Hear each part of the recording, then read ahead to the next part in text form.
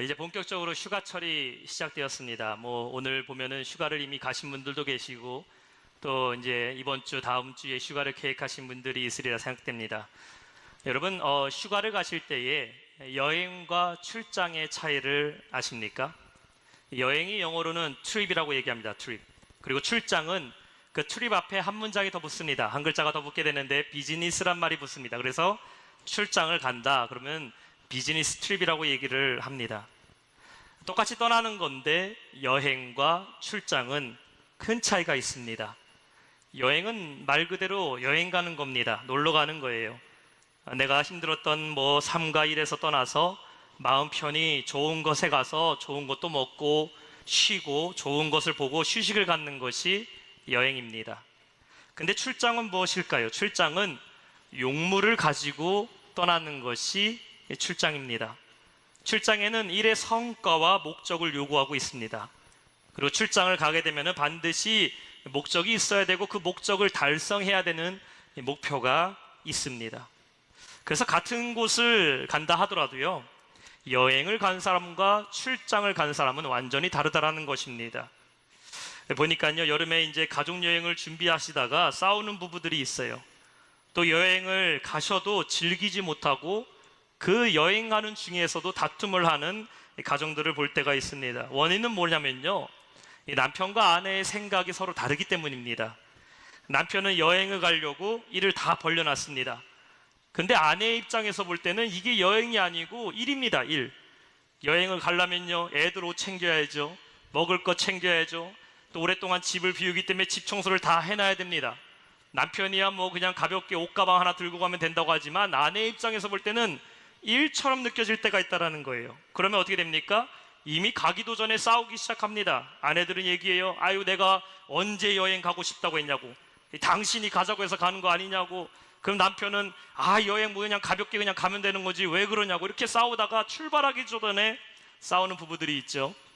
남편의 입장에서는 여행이고 아내의 입장에서는 출장입니다. 또 여행을 갔는데요, 또 싸우는 부부들이 있어요. 아내의 입장에서 볼 때는 여행하러 왔습니다. 진짜 좋은 거 보고 분위기 있는 카페도 가고 좀 여유 있게 아침도 늦게 먹고 이렇게 하고 싶은데요, 여행 갔는데 남편은 출장으로 생각하는 남편들이 있어요. 놀러 가서 호텔에서 아침 6시에 자녀들 다 깨웁니다. 야, 일어나 빨리 아침 먹고 가서 여기 아침에는 이거 보러 가야 돼, 좀 이따가 저거 보러 가야 돼. 이거는 여행으로 온 건지 현장 학습으로 온 건지, 여행 왔지만 목적을 달성하는 데에 열을 내는 남편들이 있어요. 뭐죠? 여행이 아니라 출장으로 온 겁니다. 똑같이 여행과 출장은 같은 장소라 할지라도 어디에 간다 할지라도 그 성격과 목적이 완전히 다르다라는 겁니다. 지난 2월달에 올 2월달에 성지순례를 저희 교회 다녀왔어요. 요르단에 가서 요르단에 있는 페트라도 보고 아름다운 느보산도 보고 왔습니다. 요르단에서 호텔에서 있을 때 저녁에 저희 교회에서 섬기는 선교사님 부부가 오셔서 호텔에서 잠깐 이야기를 나누는 시간을 가졌습니다. 제가 얘기했어요. 요르단 날씨 정말 좋다고. 한국에서는 미세먼지 때문에 그렇게 걱정하는데 여기 오니까 공기도 맑고 음식도 이렇게 맛있고 페트라와 느보산과 이 멋있는 이 광야를 보다 보니까 가슴이 뻥 트인다고 얘기했더니요, 거기서 선교하시는 선교사님은요, 여행하러 온 저희에게는 아름다운 곳이지만 선교하시는 선교사님들에게는 정말 전쟁터와 같은 곳입니다. 언제든지 이슬람 문화권이기 때문에 테러의 위협도 받게 되고 또 나라 정부에서 복음을 전하다가 한순간에 추방을 당할 수도 있는 힘든 선교지가 요르단입니다. 똑같은 장소이지만 어떻게 가서 무엇을 하는가에 따라서 그 느낌이 완전히 다르다는 것이죠. 그렇다면 우리가 생각해 볼 것은, 우리가 사는 인생은 여행입니까? 아니면 일을 하고 온 출장입니까? 우리가 오늘 본문을 통해서 생각할 수 있는 첫 번째 교훈은 뭐냐면은, 모든 사람에게는 결산의 시간이 온다라는 겁니다. 인생은 아무런 목적이 없이 즐기다가 때가 돼서 돌아가는 여행이 아닙니다. 우리가 살아가는 인생은 나에게 주어진 그 삶을 열심히 일해서 반드시 결산할 날에 결과를 남기는 일꾼으로서의 삶을 살아가야 된다는 겁니다. 한 해의 농사를 농부가 열심히 짓습니다. 봄에는 씨를 뿌리고 여름에는 물을 대가면서 혹시 병충해에 농작물이 상하지는 않을까? 물은 충분할까? 한여름에도 구슬땀을 흘면서 열심히 밭일을 합니다. 무엇을 바라보면서 그 일을 하고 있습니까? 가을에 결산할 때를, 수확할 때를 바라보면서 열심히 사계절을 살아간다는 겁니다. 공부하는 학생도 마찬가지입니다. 대학을 입학하기 위해서 좋은 결과를 맞기 위해서 시험을 앞두면서 열심히 공부하는 학생은 그 결과를 바라보면서 열심히 공부하고 노력한다는 것입니다. 우리의 삶도 마찬가지입니다. 우리가 이 땅 가운데 살아갈 때는 즐길 거 다 즐기고, 어차피 한 번 사는 인생 내 마음대로 편한 대로 여행 온 것처럼 소풍 온 것처럼 좋은 것만 보고 좋은 것만 누리다 사는 것이 아니라, 성경은 말씀하고 있습니다. 우리가 이 땅 가운데 살아가는 것은 결산의 때가 반드시 있고, 우리는 그 결산의 날을 바라보며 살아야 된다는 겁니다. 그것이 바로 오늘 예수님께서 말씀하시는 열 문화의 비유의 이야기입니다. 사람들 열심히 살아갑니다. 여러분, 지난 한 주간 정말 바쁘게 살지 않으셨어요? 요즘 인사는요, 잘 지냈어요가 아닙니다. 요즘 바쁘시죠? 이게 인사입니다. 그럼 모두가 바쁜 삶을 살아가지만, 과연 여러분의 그 바쁜 삶에는 훗날 주님이 오실 때에 내가 받을 결산을 위해서 바쁘게 살아오고 계십니까? 아니면 내가 이 땅에서 좀 편해지기 위해서, 앞으로 내가 열심히 지금 돈 벌고 내 노후의 안락한 삶을 위해서 여러분 열심히 살아가고 있습니까? 오늘 누가복음의 마지막 비유인 이 열 문화의 비유에서 예수님께서는 이 비유를 앞으로 예루살렘을 며칠 앞두고 있는 여리고성에서 말씀하시게 됩니다. 오늘 보면 11절에 보면 예수님께서 이 말씀을 비유하신 목적을 얘기하고 있어요. 그들이 이 말씀을 듣고 있을 때에 비유를 더하여 말씀하시니, 지금 이 장소는 여리고입니다. 여리고 중에서도 삭개오의 집입니다. 삭개오가 예수를 만나고 나서 예수를 영접하고 그 가정이 다 구원을 받게 됩니다. 그래서 예수께서 10절에 보면은 인자가 온 것은 잃어버린 자를 찾아 구원하려 함이라고 말씀하십니다. 삭개오의 집에서 만찬을 누리고서 있을 때에 예수님께서 제자들에게 비유를 더하여 말씀하고 계셔요. 근데 그 이유가 무엇입니까? 이어서 봅시다. 이는 자기가 예루살렘에 가까이 오셨고, 그들은, 제자들은, 여기 모여있는 사람들은 하나님의 나라가 당장에 나타날 줄로 생각함이더라라고 말하고 있어요. 이제 조금만 더 걸어가면 예루살렘이 보입니다. 예수께서 3년간의 공생애를 마치시고 이제 예루살렘으로 입성하실 때가 됐습니다.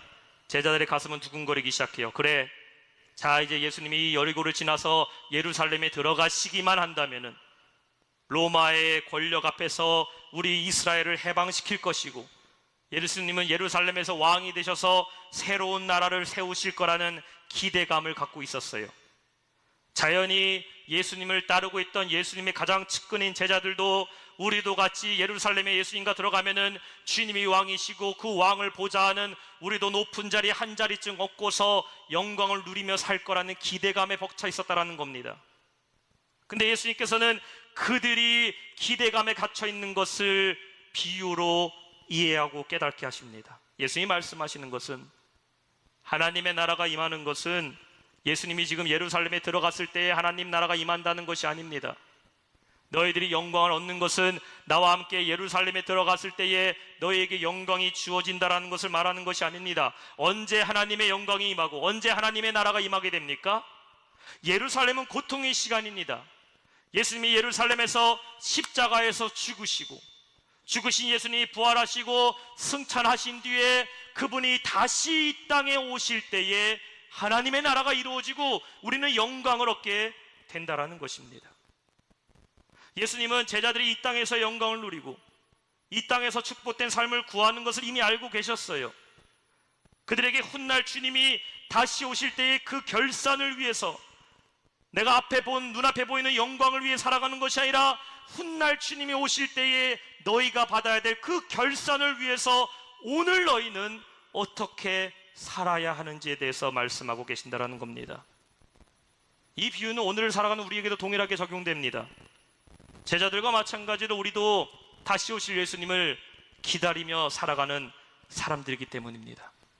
내가 이 땅에서 열심히 사는 것은 눈앞에 보이는 성공과 안락을 위해 산다면은 우리의 삶은 너무나 가치 없는 삶이 됩니다. 왜냐하면 우리에게는 이 땅에서의 삶이 전부가 아니라 영원한 삶이 있다는 겁니다. 여러분, 예수님은 반드시 다시 오심을 믿으시기 바랍니다.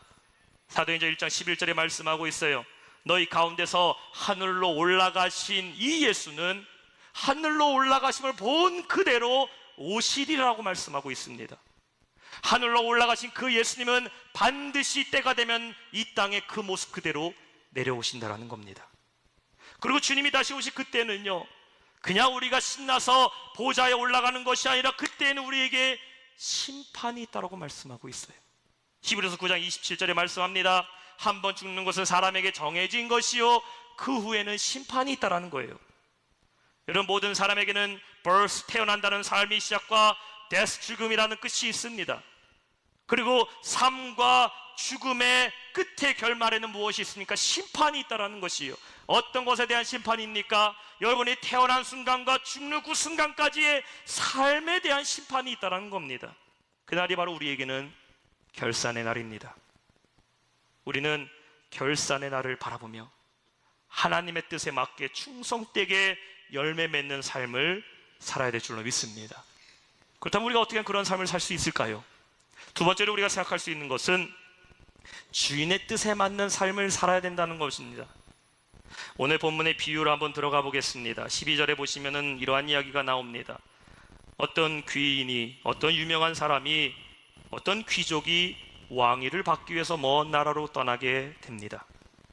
아마도 그는 귀족으로서의 이 왕위를 계승하게 되었던 사람인 것 같이 보여집니다. 그런데 그가 왕으로서의 직위를 받으려고 그 먼 나라를 가기 전에 자기의 종 10사람을 불러 모으게 됩니다. 그리고 10명을 쫙 세워놓은 다음에 10명의 종들에게 각각 한 문화씩을 동일하게 나누어 줍니다. 한 문화라는 것은 100드라크마에 해당되는 돈입니다. 당시에 노동자 하루의 품삯이 하나의 드라크마라고 얘기했을 때에 100드라크마는 어느 정도입니까? 약 3개월치의 품삯에 해당되는 금액입니다. 우리나라 돈으로 계산해 보면은 약 500만 원과 600만 원 정도의 금액이 되겠죠. 그 돈을 종들에게 똑같이 10명에게 나눠주면서 13절의 주인이 이렇게 말합니다. 10문화를 주면서 이르되 내가 돌아올 때까지 장사하라 하니라. 영어 성경에는 이렇게 표현하고 있어요. Engage in business until I come. 내가 돌아올 때까지 무엇을 하라고 얘기합니까? 비즈니스를 하라고 얘기합니다. 우리말로는 장사라는 것이죠. 주인이 돈을 주었고 그 돈을 가지고 너희들은 장사를 해서, 장사는 이유가 뭡니까? 어떻게 해서든지 간에 이익을 만들어내라는 겁니다. 기한은 언제까지입니까? 내가 돌아올 때까지입니다. 종 10명이 똑같이 한 문화씩 받았어요. 공평한 조건에서 시작됩니다. 그러나 결과는 공평하지 않습니다. 결과는 다르게 나타납니다. 시간이 어느 정도 흘렀을까요? 드디어 주인이 왕이 되어서 돌아오게 됐습니다. 오자마자 무엇을 했을까요? 종들을 다 불러 모읍니다.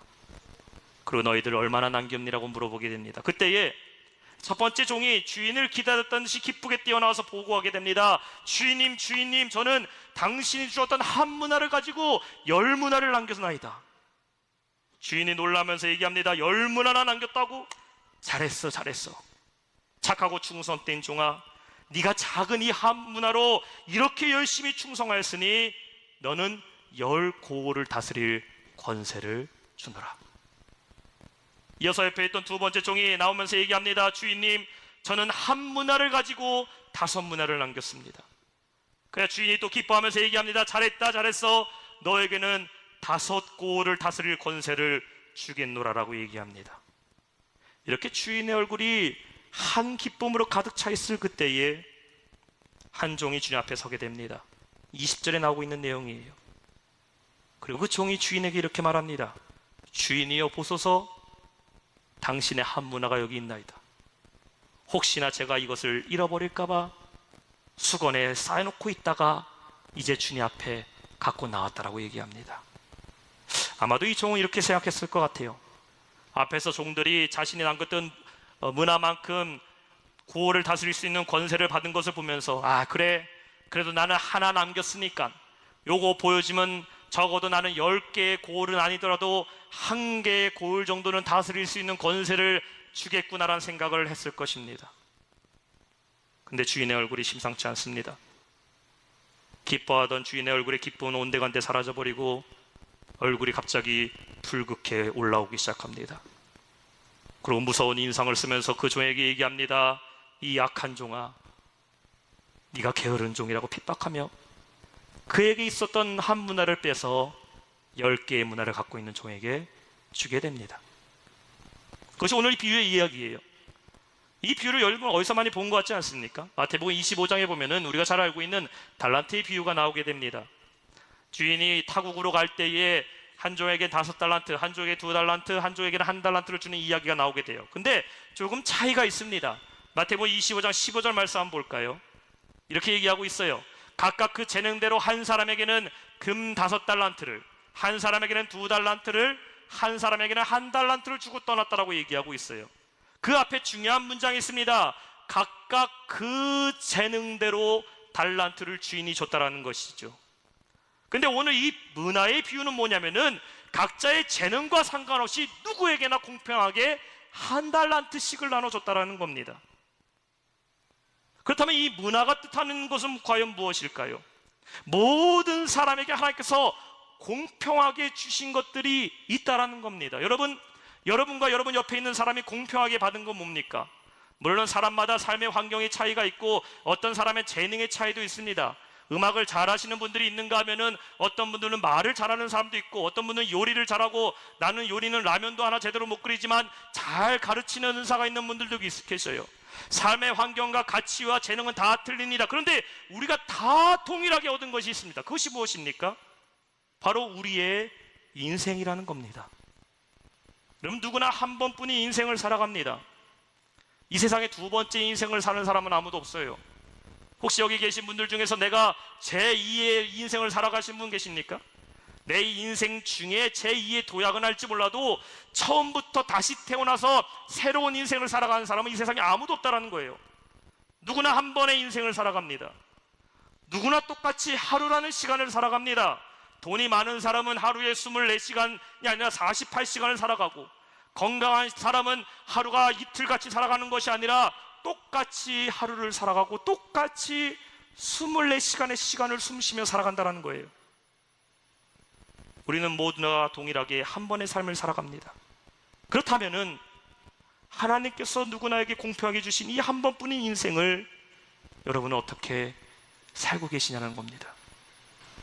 나에게 주신 사명은 수건으로 싸서 숨겨두고 영생을 위한 일에는 감추어 두고 내 눈에 보이지 않게 숨겨둔 다음에 이 땅에서 성공과 평안한 삶을 위해서 열심히만 사셨다면 우리는 주님의 뜻에 어긋난 종의 모습으로 사는 사람입니다. 아직 우리에게는 시간이 있어요. 오늘 말씀의 제목입니다. 주인이 돌아오기 전에. 아직 우리 예수님이 이 땅에 다시 오시지 않았습니다. 주인이 돌아오시기 전에 우리는 나에게 주신 그 사명 감당하는 저와 여러분 되시기를 주님의 이름으로 축원합니다. 마지막 세 번째 우리가 생각할 수 있는 것은 무엇입니까? 다시 오실 주님을 기다려야 한다는 것입니다. 여러분, 하나의 이야기 속 안에요 또 다른 이야기가 들어있는 것을 액자소설이라고 합니다.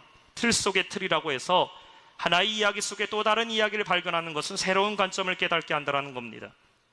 오늘 이 열문화의 비유 속에 또 다른 이야기가 숨겨져 있는 것을 우리는 보게 됩니다. 그것은 바로 주인이 왕으로 돌아온다는 것입니다. 오늘 12절 함께 보시겠습니다.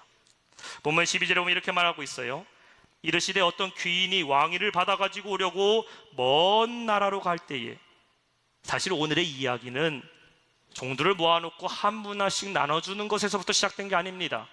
오늘의 이야기는 한 주인이 왕위를 받기 위해서 먼 나라로 떠나가면서까지 이야기가 시작되죠.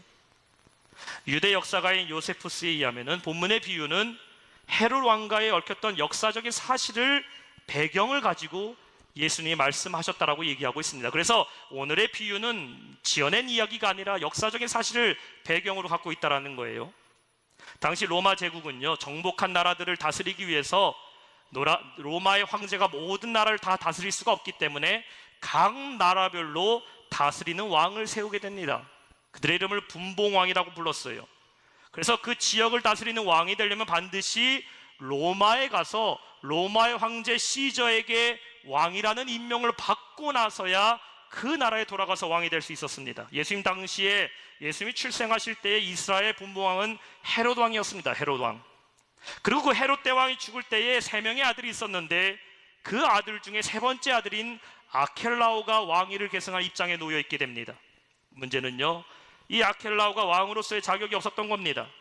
그래서 그가 왕위를 받으려고 로마의 시저에게로 갈 때에 그가 왕이 되는 것을 반대했던 수많은 유대인들이 아켈라오는 왕이 될 자격이 없다, 그의 인격은 믿을만하지 못하다면서 봉기를 하기 시작합니다. 그리고 그들의 대표가 되는 사람들을 로마로 파송해서 아켈레오가 왕이 되는 것을 방해하는 운동을 하게 됩니다. 그러나 결국 이미 왕으로 내정된 사람은 왕이 될 수밖에 없죠. 로마에서 왕으로 임명받은 아켈레오는 자신의 담당할 유대로 돌아오게 됩니다. 가장 먼저 와서 뭐 했겠습니까? 자기를 반대했던 사람들을 잡았겠죠. 그는 돌아오자마자 반대했던 사람들을 처형하고 자신을 지지했던 사람을 보상하게 됩니다. 예수께서 지금 이러한 역사적인 사실을 가지고 이스라엘에 있는 제자들에게 이해를 시키기 위해서 말씀하고 계신 것입니다. 오늘 비유에도 이 귀인이 왕위를 받으러 갈 때에 그를 반대했던 사람들이 나오고 있어요. 14절에 말씀하고 있습니다. 그런데 그 백성이 그를 미워하여 사자를 뒤로 보내어 이르되 우리는 이 사람이 우리의 왕이 됨을 원하지 아니하나이다 하였더라. 근데 결국은 어떻게 됩니까? 아무리 백성들이 원하지 아니하도 이미 왕으로 내정된 사람은 왕으로서 다시 돌아오게 되었다라는 겁니다. 그리고 27절에 보면은 왕됨을 원하지 않았던 자들을 잡아다가 죽이게 됩니다. 오늘 이 비유가 우리에게 주는 3번째 교훈은 무엇입니까? 우리는 다시 오실 예수님을 우리의 삶의 왕으로 모셔드리고 그분을 우리의 삶의 왕으로서 기다려야 된다는 것입니다. 여러분은 여러분에게 주어진 시간을 어떻게 사용하고 계십니까? 주인이 언제 돌아올지 모르겠다고요? 예수님의 제자들도 기다렸던 다시 오실 예수님, 2000년이 지났는데 지금도 안 오신 걸 보니까 앞으로 1000년은, 1500년은, 2000년은 주님이 안 오실 거라는 그런 생각 갖고 살지 않습니까? 여러분, 우리의 삶의 종말은 언제 오는지 아세요? 북한이 핵을 쏘고 제3차 세계대전이 퍼지고 이런 게 우리의 삶의 종말이 아닙니다. 지금 여러분의 코에 숨이 떨어지는 그 순간이 종말이에요. 내 목숨이 끊어지는 그 순간이 여러분에게는 최후를 맞이하는 종말이라는 겁니다. 아직 주인이 돌아오기 전에, 아직 내가 일할 수 있을 때에, 지금 내 코에 숨이 붙어있을 이 순간에 여러분의 삶의 가장 중요한 골든타임이고 한 번밖에 주어지지 않는 여러분의 인생의 시간을 주님이 부르시는 그 뜻에 합당한 삶을 사시기를 주님의 이름으로 축원합니다. 계시록 10장 2장 10절에는 이렇게 말씀하고 있어요. 너는 장차 받을 고난을 두려워하지 말라. 볼지어다 마귀가 장차 너희 가운데 몇 사람을 옥에 던져 시험을 받게 하리니 너희가 10일 동안 환난을 받으리라. 그러나 내가 죽도록 충성하라. 그리하면 내가 생명의 관을 내게 주리라. 우리에게 죽도록 충성하라고 약속하셨어요. 충성하는 자, 환난 가운데서도 하나님께서 생명의 관을 우리에게 씌워주실 줄 믿습니다. 한 번뿐인 인생, 한 번뿐인 내 삶의 시간, 누구에게나 공평하게 주어진 여러분의 삶을 하나님의 뜻에 맞게, 주님 여러분 부르셨잖아요. 하나님이 나에게 맡겨준 그 사명 붙들고 주의 영광 위해서 결산의 날을 향하여 열심히 살아가시는 저와 여러분 되시길 주님의 이름으로 축원합니다.